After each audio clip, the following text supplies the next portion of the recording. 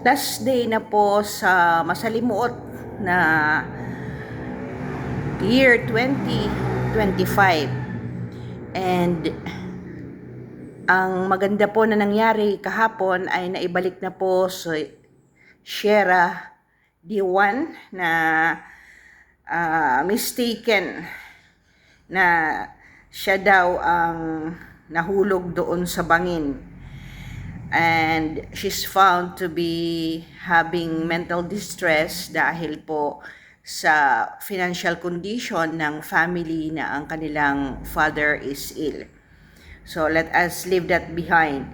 Ang mga major po na mga hindi pa nare-resolve ay ang 2026 budget na marami pa ring mga mambabatas lalo na sa Senado ay against the 6.352 trillion national budget na nandoon pa rin ang mga pork barrel. And number 3 is yung 60 billion PhilHealth na kaperahan ay hindi pa rin naibabalik dahil according to the congressman na opposition ay ito ay ginamit ang mga kaperahan na ito ng PDIC at ang 60 billion PhilHealth na para ito sa mga may sakit at may health condition na mga Pilipino, ginamit para ma-impeach si Sara Duterte noong February 6, 2025.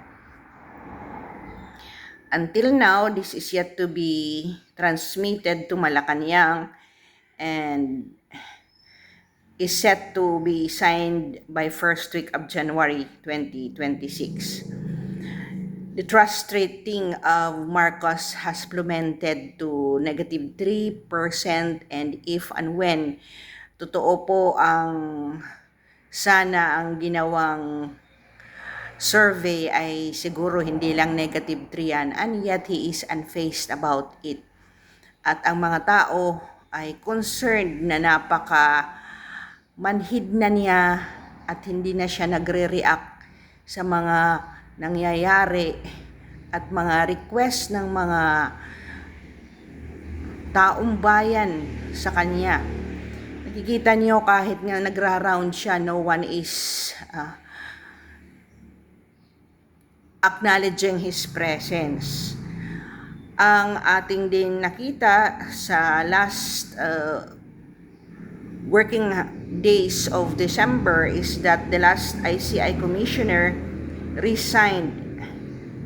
Si Rosana Fajardo effective today, December 31, dahil ang sabi niya, she had completed the work she set out to accomplish when she was appointed. Ang totoo ay hindi pa po nare-resolve ang real na culprit dahil ang mga ikinulong lang ni Marcos ay ang mga maliliit na dilis na isda, and common sense would tell us na hindi naman magagawa ng mga ito kung wala po ang mga nasa gobyerno na talagang nagmamanipulate to make these budget insertions available. Ang ating pong current na nakakaawa po ay si Congressman Leviste, Congressman Miao, Barsaga, na ito po ay ginigipit dahil they are demanding accountability, transparency, and truthfulness sa mga transaksyon na ginagawa ng mga kongreso. And alam po natin na nakita po natin sa mga video na hindi totoo ang sinabi ni Vince Dizon na siya ay nagpilit na kinuha ang record dahil kalmado po doon sa videotape na sila ay naglalakad and he was talking and Cabral was trying to explain. Ewan ko po dahil iniisip ko from my experience nung nasa gobyerno pa po ako ay ang pag-release ng mga record na to both sa mga media or sa mga tao aside from Leviste ay talagang pinag-isipan ito para mamanggal po ang totoong data na kumbaga sasabihin adulterated na ang mga ito. And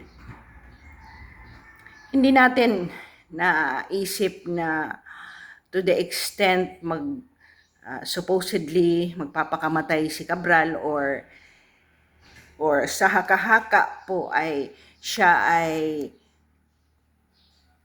hindi tatapusin ang investigasyon na to at hindi magpa-participate.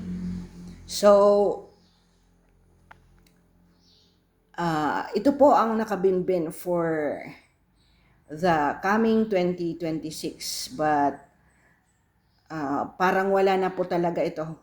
This will not have an answer mientras ito po ay hindi nabibigyan ng lunas. Ulitin ko po, ang Pilipino po ay napaka pasensyoso po natin. But kung sinasagad po tayo sa ating pasensya ay may nangyayaring hindi maganda. So, umiiyak na po si Congressman Leviste dahil sa frustration na imaginin mo ang nanay nga niya kaalyansa ng administrasyon and yet we see that kahit si Senator Legarda po ay hindi na rin maganda ang kaniyang manifestation ng kaniyang actions during the bicameral meeting sa budget. So, alam ko the evil one will not succeed at ito po ay mag-e-end by January 6, 2026 dahil ang second door po ay sasarahan. Di ba sinabi ko, manghihina ang negative force by December 25, 2025 at nangyari nga po dahil nagsilabasan po ang negative survey, nag-resign po ang isang ICI kahit allegedly alam natin hindi yun po ang tunay na rason ng pagre-resign na tapos na. Actually, hindi pa tapos kasi hindi pa nailalabas ang tunay na culprit ng flood control na yan. Thank you for listening. Happy New Year po. Let us stop for a while and let us pray na maging maganda po ang ating 2026 and let us pray kung ano pong mangyayari kay President Duterte sa The Hague. And we know that despite the thing na nag-happen, I would always say God's wisdom is perfect. So, mamatay man siya doon, makonvict man siya doon, he will be the hero of the world. Hindi lang sa Pilipinas, kundi nakita naman po natin ang dalawang malalaking countries sa buong mundo, si Putin at saka si Donald Trump ay ginawan po ng mga sanctions ang mga huwes or hurado ng ICC. Thank you for listening and mag-unwind na po tayo. Let us start for a new beginning and keep praying for a